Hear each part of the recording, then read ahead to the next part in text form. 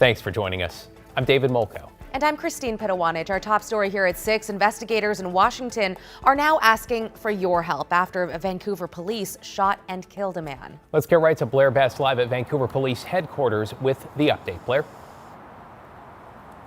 So this happened just a few days after Christmas, and state investigators are releasing little information.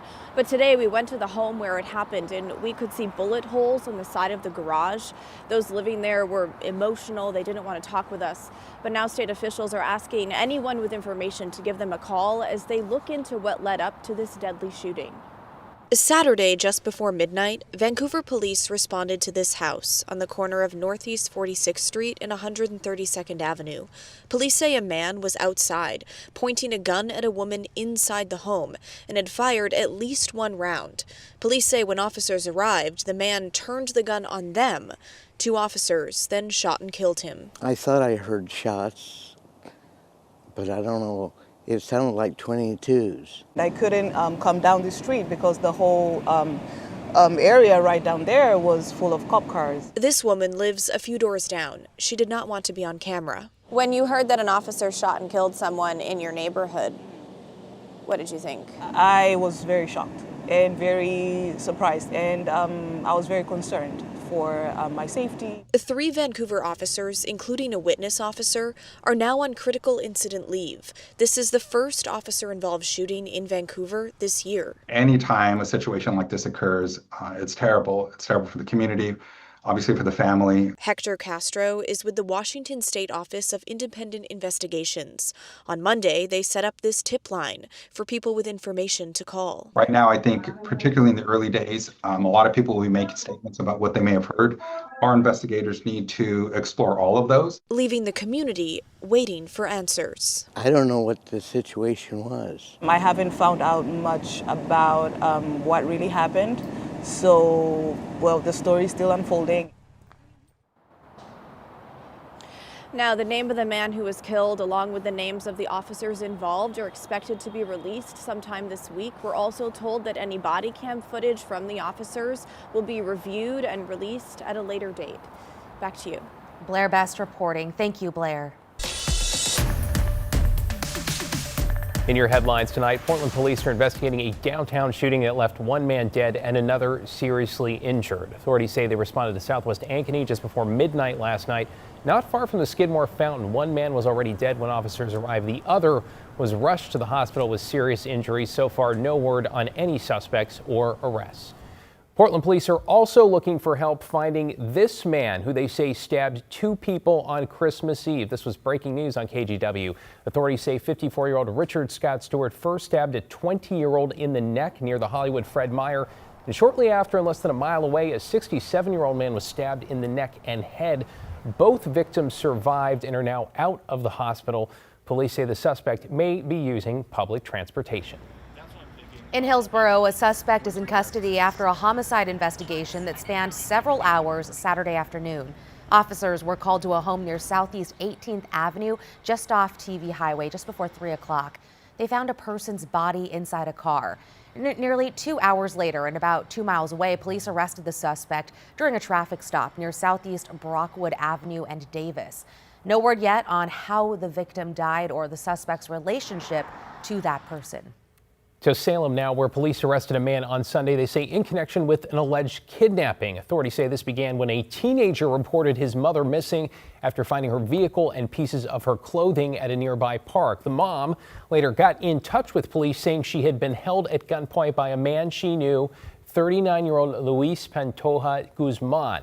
Not long after, he was pulled over and arrested. Detectives say they found this gun while serving search warrants related to the case. Officers also say the suspect became combative while being processed and had to be restrained before being taken to the Marion County Jail. And TriMet wants people to know that every ride on a bus, MAX train, and even a Lyft paratransit vehicle is free after 8 p.m. on New Year's Eve. Some key lines are offering extended late night service for people celebrating the new year. And yes, again, rides are free. It's something the agency has done year after year to try and get people home safely. And it's an effort that hits home for one TriMet employee. My family was involved in a drunk driving wreck quite a few years ago. A lady crossed in front of us. We hit her. My brother's in a wheelchair, has been since he was 11 years old. My mom is not able to walk anymore, not through paralyzed, because that's what my brother is, but through all the injuries and surgeries that she's had over the years, she can't get around. The lady also killed her 6-year-old daughter that day. And if TriMet can take 1 or 2 people home safely and not have that happen to other families, it means the world to me. Portland Streetcar and C-Tran in Clark County are also offering free rides on New Year's Eve. In an update, opponents of several new transportation taxes and fees passed by Oregon lawmakers this year say they turned in additional signatures today in order to give voters the final say next November.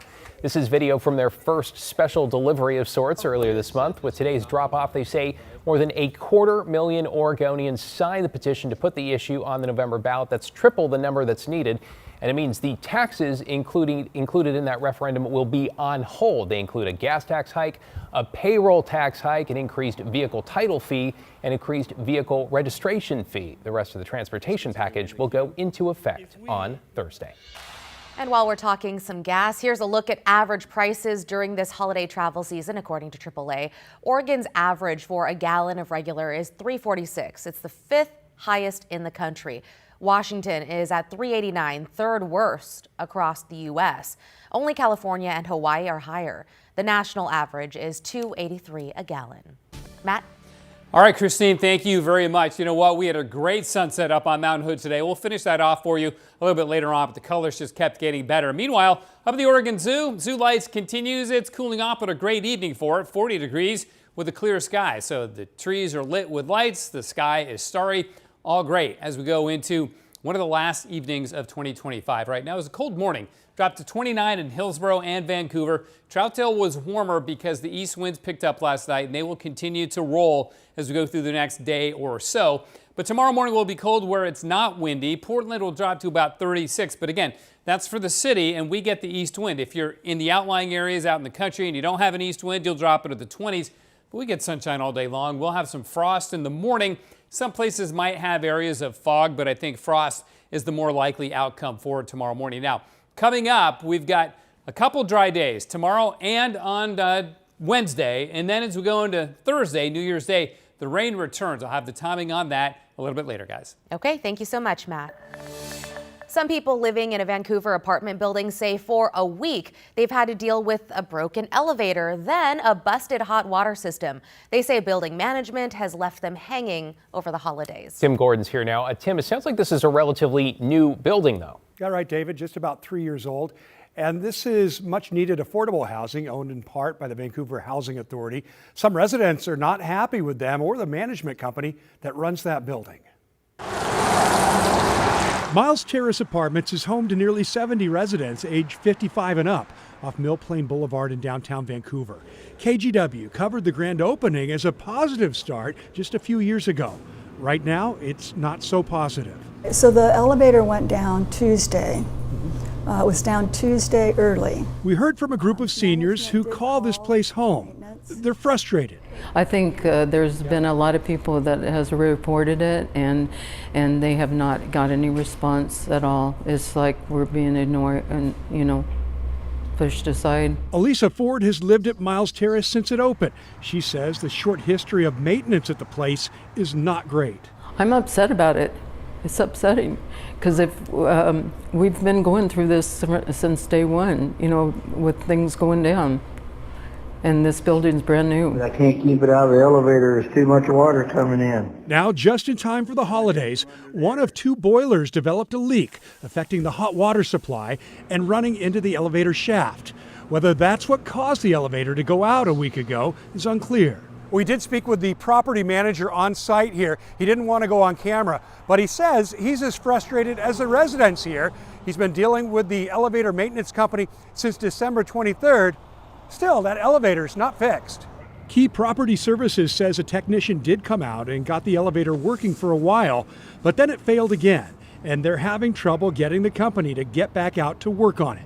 We have nowhere to go, so we feel like we're being held captive in a building that doesn't work properly. Logan Fire explains for some it's a big inconvenience. For others with mobility issues and other disabilities, it's a real danger. But people in the building that are wheelchair bound, They have virtually been stuck in this building since Tuesday. There's no way for them to get down. The solution to the situation, they say, is better communication and faster action. Fix it. Let us know what you're doing. Don't just send us a text every now and then. So it might be fixed in 24 hours. Fix it. We need to be functioning. A little good news, while we were there, the hot water issue was resolved. As far as the elevator, the owner of Key Property Services says they're working on getting it fixed, but are at the mercy of the repair company. He also said his management team did check in with anyone with mobility issues, offering to move them to other lodging for now, but had no takers. I want to note that's an assertion the residents we spoke with dispute. Guys, back to you. Well, let's hope they can get it resolved. Appreciate it, Tim.